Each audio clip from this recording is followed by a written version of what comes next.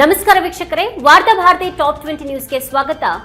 ಇವತ್ತಿನ ಪ್ರಮುಖ ಸುದ್ದಿಗಳ ಹೈಲೈಟ್ಸ್ ನಿಮಗಾಗಿ ಇಲ್ಲಿವೆ. ದೆಹಲಿಯ ಶಾಲಿಮಾರ್ ಬಾಗ್ ಕ್ಷೇತ್ರದ ಬಿಜೆಪಿ ಶಾಸಕಿ ರೇಖಾ ಗುಪ್ತಾ ದೆಹಲಿಯ ನೂತನ ಮುಖ್ಯಮಂತ್ರಿಯಾಗಿ ಪ್ರಮಾಣವಚನ ಸ್ವೀಕಾರ. ರಾಮಲೀಲಾ ಮೈದಾನದಲ್ಲಿ ನಡೆದ ಪ್ರಮಾಣವಚನ ಸಮಾರಂಭದಲ್ಲಿ ಪ್ರಮಾಣವಚನ ಬೋಧಿಸಿದ ದೆಹಲಿ ಲೆಫ್ಟಿನೆಂಟ್ ಗವರ್ನರ್ ವಿಕೆ ಸಕ್ಸೇನಾ. ದೆಹಲಿ ನೂತನ ಮುಖ್ಯಮಂತ್ರಿಯಾಗಿ ಪ್ರಮಾಣವಚನ ಸ್ವೀಕರಿಸಿರುವ ರೇಖಾ ಗುಪ್ತರಿಗೆ ಅಭಿನಂದನೆ ಸಲ್ಲಿಸಿದ ಪ್ರಧಾನಿ ಮೋದಿ, ತಳಮಟ್ಟದಿಂದಲೇ ಬೆಳೆದು ಬಂದಿರುವ ನಾಯಕಿ ರೇಖಾ ಗುಪ್ತಾ ಕಾಲೇಜು ರಾಜಕೀಯ, ರಾಜ್ಯ ಸಂಘಟನೆ, ಪುರಸಭೆ ಆಡಳಿತ ಮತ್ತು ಈಗ ಶಾಸಕಿಯಾಗಿ ಮುಖ್ಯಮಂತ್ರಿ ಹುದ್ದೆಗೇರಿದ್ದಾರೆ ಅಂತ ಪ್ರಧಾನಿ ಮೋದಿ ಪ್ರಶಂಸೆ. ಮಾರ್ಚ್ 3ರಿಂದ 21ರವರೆಗೆ 2 ಹಂತದಲ್ಲಿ ವಿಧಾನಸಭೆಯ ಬಜೆಟ್ ಅಧಿವೇಶನ ನಡೆಯಲಿದೆ. ರಾಜ್ಯಪಾಲ ಥಾವರ್ ಚಂದ್ ಗೆಹ್ಲೋಟ್ ಜಂಟಿ ಸದನ ಉದ್ದೇಶಿಸಿ ಅಧಿವೇಶನದ ಮೊದಲ ದಿನ ಮಾತನಾಡಲಿದ್ದಾರೆ ಅಂತ ಮಾಹಿತಿ ನೀಡಿದ ವಿಧಾನಸಭಾಧ್ಯಕ್ಷ ಯುಟಿ ಖಾದರ್. ರಾಜ್ಯದ ಕರ್ನಾಟಕ ಲೋಕಸೇವಾ ಆಯೋಗ ಅಂದ್ರೆ ಕೆಪಿಎಸ್ಸಿ ಅತ್ಯಂತ ಭ್ರಷ್ಟ ಸಂಸ್ಥೆ. ಹಲವು ದಶಕಗಳಿಂದ ಭ್ರಷ್ಟ ಅಧಿಕಾರಿಗಳನ್ನ ನೇಮಕ ಮಾಡುವ ಮೂಲಕ ರಾಜ್ಯದ ಅಭಿವೃದ್ಧಿಯ ಮೇಲೆ ಪ್ರತ್ಯಕ್ಷವಾಗಿ ಮತ್ತು ಪರೋಕ್ಷವಾಗಿ ಪರಿಣಾಮ ಬೀರಿದೆ ಅಂತ ಆಕ್ರೋಶ ವ್ಯಕ್ತಪಡಿಸಿದ ಸ್ವಾಭಿಮಾನಿ ಬಳಗದ ರಾಜ್ಯ ಘಟಕದ ಅಧ್ಯಕ್ಷ ಜೆಬಿ ವಿನಯ್ ಕುಮಾರ್. ಮೂಡಾ ಪ್ರಕರಣ ಬಿಜೆಪಿ ಮತ್ತು ಜೆಡಿಎಸ್ ಕುತಂತ್ರ, ಇದು ಹೆಚ್ಚಿನ ದಿನ ನಡೆಯೋದಿಲ್ಲ ಹೀಗಂದ ಉಪಮುಖ್ಯಮಂತ್ರಿ ಡಿಕೆ ಶಿವಕುಮಾರ್. ಈ ಪ್ರಕರಣವನ್ನು ಮುಂದಿಟ್ಟು ಬಿಜೆಪಿ ಹಾಗೂ ಜೆಡಿಎಸ್ ಬೆಂಗಳೂರಿನಿಂದ ಮೈಸೂರಿನವರೆಗೆ ಪಾದಯಾತ್ರೆ ಮಾಡಿದಾಗಲೇ ನಾನೇನ್ ಹೇಳಬೇಕೋ ಹೇಳಿದ್ದೆ. ಇದು ರಾಜಕೀಯ ಪ್ರೇರಿತ ಆರೋಪ.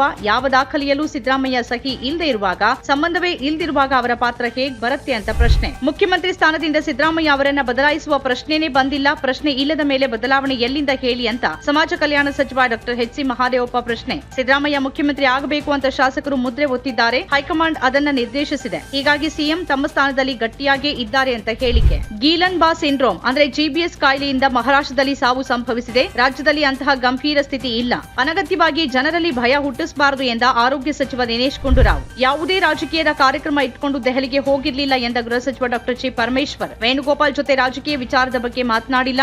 ಅದರಲ್ಲಿ ಮುಚ್ಚಿಡುವಂತದ್ದು ಏನೂ ಇಲ್ಲ. ಜನಸಮುದಾಯಕ್ಕೆ ಗೊತ್ತಾಗುವಂತ ವಿಚಾರಗಳೇ ರಾಜಕೀಯ, ಮುಚ್ಚಿಡುವಂತ ವಿಚಾರಗಳೇನೂ ಇಲ್ಲ ಅಂತ ಹೇಳಿಕೆ. ತಮ್ಮ ಲೋಕಸಭಾ ಕ್ಷೇತ್ರ ರಾಯ್ಬರೇಲಿಗೆ 2 ದಿನಗಳ ಭೇಟಿ ಕೈಗೊಂಡಿರುವ ಲೋಕಸಭೆ ವಿರೋಧ ಪಕ್ಷದ ನಾಯಕ ರಾಹುಲ್ ಗಾಂಧಿ ಬೆಲೆ ಏರಿಕೆ ಸೇರಿದಂತೆ ನೈಜ ಸಮಸ್ಯೆಗಳಿಂದ ಜನರ ಗಮನವನ್ನ ಬೇರೆಡೆಗೆ ಸೆಳೆಯೋಕೆ ಬಿಜೆಪಿ ನೇತೃತ್ವದ ಕೇಂದ್ರ ಸರ್ಕಾರ ಯತ್ನಿಸುತ್ತಿದೆ ಅಂತ ಬಿಜೆಪಿ ನೇತೃತ್ವದ ಕೇಂದ್ರ ಸರ್ಕಾರದ ವಿರುದ್ಧ ವಾಗ್ದಾಳಿ. ಯುವ ಕಾಂಗ್ರೆಸ್ ರಾಜ್ಯ ಘಟಕದ ಅಧ್ಯಕ್ಷ ಸ್ಥಾನಕ್ಕೆ ಎಚ್ಎಸ್ ಮಂಜುನಾಥ್ ಆಯ್ಕೆ.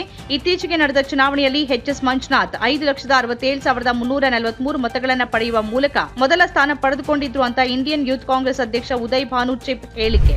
ಭಾರತದಲ್ಲಿ ಮತದಾನಕ್ಕೆ ಉತ್ತೇಜನ ನೀಡೋಕೆ ಅಮೆರಿಕ $21 ಮಿಲಿಯನ್ ಅಂದ್ರೆ 182 ಕೋಟಿ ರೂಪಾಯಿ ವ್ಯಯಿಸುತ್ತಿತ್ತು ಅನ್ನೋ ವರದಿಗಳಿಗೆ ಸಂಬಂಧಪಟ್ಟಂತೆ ಚುನಾವಣಾ ಆಯೋಗ ಸ್ಪಷ್ಟನೆ ನೀಡಬೇಕು ಎಂದ ಜಮ್ಮು ಮತ್ತು ಕಾಶ್ಮೀರ ಮುಖ್ಯಮಂತ್ರಿ ಒಮರ್ ಅಬ್ದುಲ್ಲಾ. ದೇಶದ ಪ್ರಜಾಸತ್ತಾತ್ಮಕ ಪ್ರಕ್ರಿಯೆಯಲ್ಲಿ ವಿದೇಶಗಳು ತಲೆ ಹಾಕೋದನ್ನ ತೀವ್ರವಾಗಿ ವಿರೋಧಿಸುತ್ತೇವೆ ಅಂತ ಹೇಳಿಕೆ. ಸಂವಿಧಾನ ರಚನೆಯಲ್ಲಿ ದಲಿತರ ಯೋಗದಾನ ಮಹತ್ವದ್ದು, ಆದರೆ ಇಂದು ನಿಮ್ಮನ್ನ ಎಲ್ಲೆಡೆ ತುಳಿಯುವ ವ್ಯವಸ್ಥೆ ಇದೆ ಎಂದ ರಾಹುಲ್ ಗಾಂಧಿ. ದೇಶದ ಪ್ರಮುಖ 500 ಕಂಪನಿಗಳ ಉನ್ನತ ಸ್ಥಾನದಲ್ಲಿ ದಲಿತರಿಗೆ ಎಷ್ಟು ಸ್ಥಾನ ದೊರೆತಿದೆ ಅನ್ನೋದನ್ನ ಪ್ರಶ್ನಿಸಬೇಕಿದೆ ಅಂತ ಹೇಳಿಕೆ. ರಾಜೀವ್ ಗಾಂಧಿ ಆರೋಗ್ಯ ವಿಜ್ಞಾನಗಳ ವಿಶ್ವವಿದ್ಯಾನಿಲಯದ ಕುಲಪತಿ ಆಯ್ಕೆಗಾಗಿ ರಚಿಸಲಾದ ಶೋಧನಾ ಸಮಿತಿಯಿಂದ 3 ಹೆಸರು ಸರ್ಕಾರಕ್ಕೆ ಸಲ್ಲಿಕೆ. ಕೆಂಪೇಗೌಡ ವೈದ್ಯಕೀಯ ವಿಜ್ಞಾನಗಳ ಸಂಸ್ಥೆಯ ಪ್ರಾಧ್ಯಾಪಕ ಡಾಕ್ಟರ್ ಬಿಸಿ ಭಗವಾನ್, ಹಾಸನ ವೈದ್ಯಕೀಯ ವಿಜ್ಞಾನಗಳ ಸಂಸ್ಥೆಯ ಡಾಕ್ಟರ್ ಬಿಸಿ ರವಿಕುಮಾರ್, ಶ್ರೀ ಅಟಲ್ ಬಿಹಾರಿ ವಾಜಪೇಯಿ ವೈದ್ಯಕೀಯ ಕಾಲೇಜು ಮತ್ತು ಸಂಶೋಧನಾ ಸಂಸ್ಥೆಯ ಡಾಕ್ಟರ್ ನಳಿನಿ ಅವರ ಹೆಸರು ಪಟ್ಟಿಯಲ್ಲಿ. ಮಹಾರಾಷ್ಟ್ರ ಉಪಮುಖ್ಯಮಂತ್ರಿ ಏಕನಾಥ್ ಶಿಂದೆ ಕಾರನ್ನ ಸ್ಫೋಟಿಸುತ್ತೇವೆ ಅಂತ ಮುಂಬೈ ಪೊಲೀಸರಿಗೆ ಬೆದರಿಕೆ ಕರೆ. ಈ ಸಂಬಂಧ ತನಿಖೆ ಆರಂಭಿಸಲಾಗಿದೆ ಅಂತ ಅಧಿಕಾರಿಗಳಿಂದ ಮಾಹಿತಿ. ಸಾಮಾಜಿಕ ಮಾಧ್ಯಮದಲ್ಲಿ ಅಸಭ್ಯ ಹಾಸ್ಯಗಳ ಪ್ರಸರಣವನ್ನ ಗಂಭೀರವಾಗಿ ಪರಿಗಣಿಸಿರುವ ಕೇಂದ್ರ ಸರ್ಕಾರ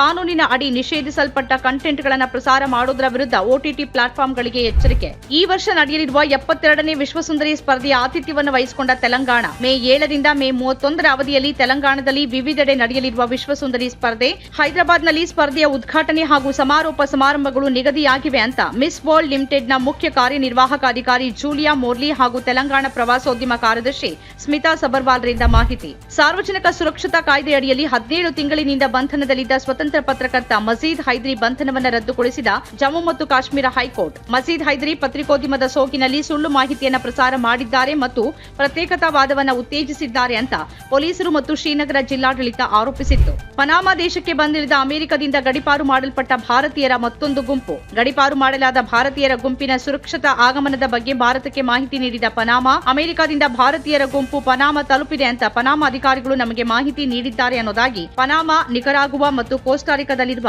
ಭಾರತದ ರಾಯಭಾರ ಕಚೇರಿಯಿಂದ ಎಕ್ಸ್ನಲ್ಲಿ ಮಾಹಿತಿ. ಢಾಕಾ ಢಾಕಾದಿಂದ ದುಬೈಗೆ 12 ಸಿಬ್ಬಂದಿ ಸೇರಿ 396 ಪ್ರಯಾಣಿಕರನ್ನ ಹೊತ್ತೊಯ್ತಾ ಇದ್ದ ಬಾಂಗ್ಲಾದೇಶದ ಬಿಮನ್ ಬಾಂಗ್ಲಾದೇಶ್ ಏರ್ಲೈನ್ಸ್ ವಿಮಾನ ತಾಂತ್ರಿಕ ದೋಷದಿಂದ ಮಹಾರಾಷ್ಟ್ರದ ನಾಗ್ಪುರ ವಿಮಾನ ನಿಲ್ದಾಣದಲ್ಲಿ ತುರ್ತು ಭೂಸ್ಪರ್ಶ. ಪ್ರಯಾಣಿಕರನ್ನ ಅದೇ ಕಂಪನಿಯ ಮತ್ತೊಂದು ವಿಮಾನದಲ್ಲಿ ನಿಗದಿತ ಸ್ಥಳಕ್ಕೆ ತಲುಪಿಸಲಾಗುತ್ತೆ ಅಂತ ಅಧಿಕಾರಿಗಳಿಂದ ಮಾಹಿತಿ. ಸುಂಕ ತಪ್ಪಿಸೋಕೆ ಟೆಸ್ಲಾ ಕಂಪನಿ ಭಾರತದಲ್ಲಿ ಕಾರು ಮಾರಾಟ ಮಳಿಗೆ ತೆರೆದ್ರೆ ಅದು ಅಮೆರಿಕಕ್ಕೆ ಮಾಡುವ ಅನ್ಯಾಯ ಎಂದ ಅಮೆರಿಕ ಅಧ್ಯಕ್ಷ ಡೊನಾಲ್ಡ್ ಟ್ರಂಪ್. ಇವಿ ಕಾರುಗಳನ್ನ ಭಾರತದಲ್ಲಿ ಮಾರಾಟ ಮಾಡುವುದು ಎಲಾನ್ ಮಸ್ಕ್ಗೆ ಅಸಾಧ್ಯ ಅಂತ ಹೇಳಿಕೆ. ಕಳೆದ ವಾರ ಮೋದಿ ಅವರ ಅಮೆರಿಕ ಭೇಟಿ ವೇಳೆ ಕಾರುಗಳ ಮೇಲೆ ಭಾರತ ಹೆಚ್ಚಿನ ಸುಂಕ ವಿಧಿಸುತ್ತಿರೋದ್ರ ಬಗ್ಗೆ ಡೊನಾಲ್ಡ್ ಟ್ರಂಪ್ ಬಹಿರಂಗವಾಗಿಯೇ ಟೀಕಿಸಿದ್ರು.